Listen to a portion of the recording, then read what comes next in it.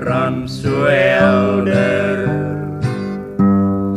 weil die winterwind so droevig huil. En daar staan 'n moeder met haar kindjie, hulle moet daar in die vlakte skuil. Haar man het haar so sleg behandel, hy het haar bitterlik geslaan. Toe sy vir hom die rede vra, word sy die huis uit weggejaag.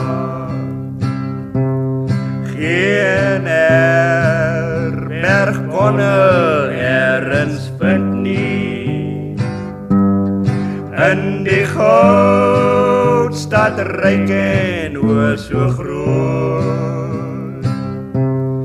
En voor die klok 12 uur geslaan het, was die kindjie reeds van koue dood.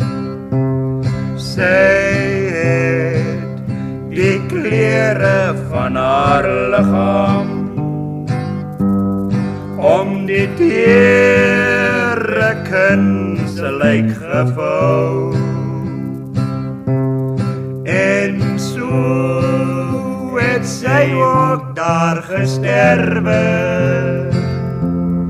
met haar arms voor haar kind gehou.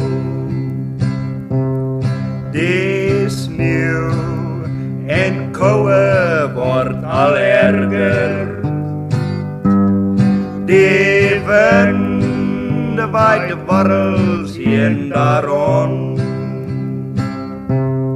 Daar was niks meer van hulle te sien nie, net 'n sneeuwmantel oor die grond. Hier is 'n les vir elke man om sy vroukie altyd te waardeer.